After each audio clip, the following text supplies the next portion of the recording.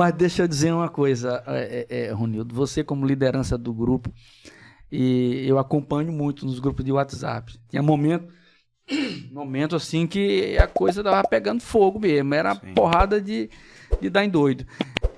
E aí, como é que foi esse negócio, esse trabalho para apaziguar esse negócio, para acomodar? Porque em política você, assim, todo mundo aqui, ninguém é criança, a gente sabe que você tem o diálogo, mas você também tem outras acomodações. Só o diálogo às vezes não resolve.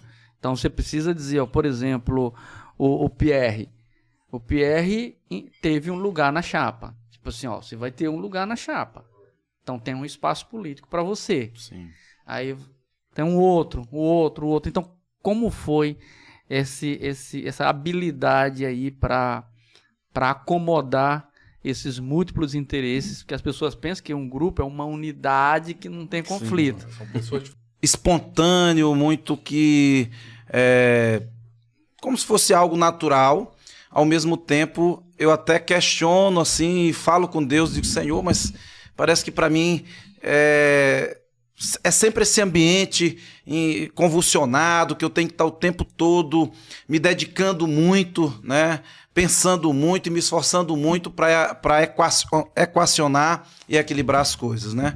Então, quando eu me reelegi em 2020, eu não imaginava que nós iríamos viver esse ambiente pela sucessão. De fato, acho que eu até fui ingênuo.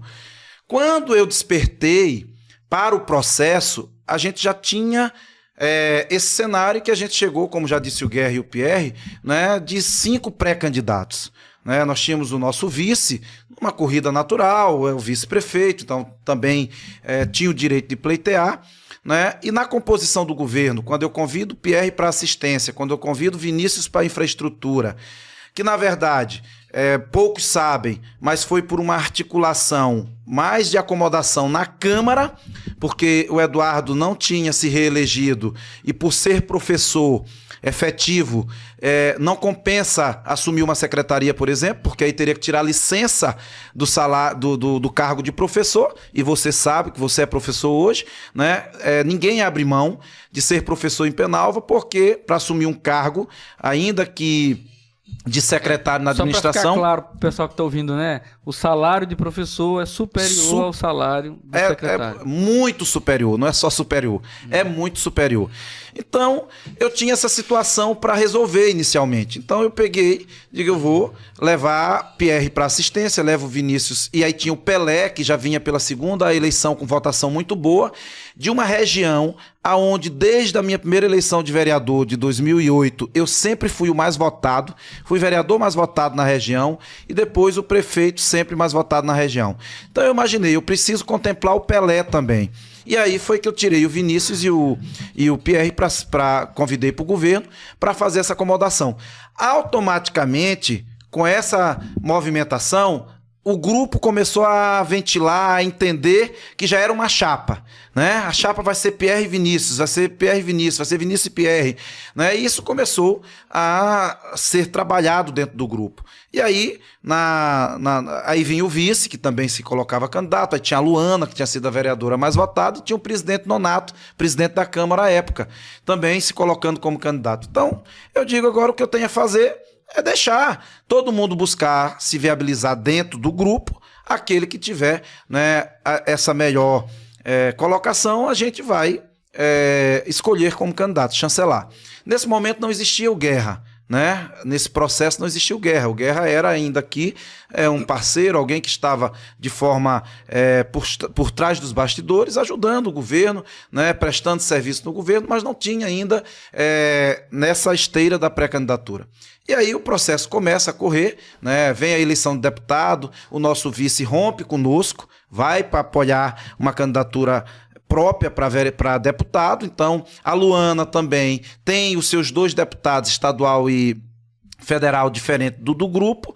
e Vinícius, pela infraestrutura, a pressão natural que a infraestrutura dá, automaticamente sai da corrida, né? O presidente Nonato ficou ali mais morno também, não foi com sangue nos olhos para cima. Então, automaticamente, o processo afunilou, né? E aí, nesse afunilamento natural daquela parcela do grupo que tinha preferência por outros candidatos que não o Pierre, começaram, e isso partiu da classe política, principalmente, né, a trazer o nome do Guerra como candidato.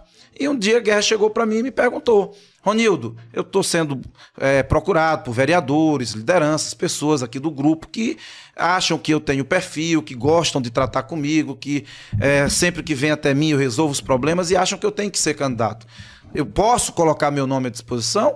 Eu disse, pode, eu não vejo nenhum problema, porque eu disse aqui, inclusive, no outro podcast que eu tive com você, que eu sempre tive a leitura de que o candidato a prefeito ele não pode vir de cima para baixo, ele tem que vir de baixo para cima. Não era o Ronildo que tinha que escolher um candidato, o candidato tinha que ser escolhido pela grande maioria, pelo grupo, né? Porque assim a gente já ia ter um candidato que já tivesse essa força natural, pessoal também.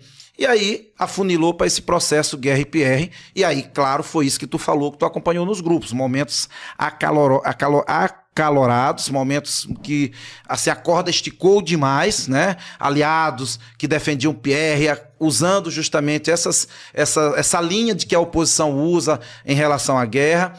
Os aliados de Guerra também, numa rejeição muito grande a Pierre, denigriam muito a imagem de Pierre, mas eu sempre construindo isso com os dois, sentei, botei os dois um dia lá no meu escritório e coloquei eles e perguntei: Pierre, suponhamos que você tenha 50% do grupo hoje e Guerra tenha 50%.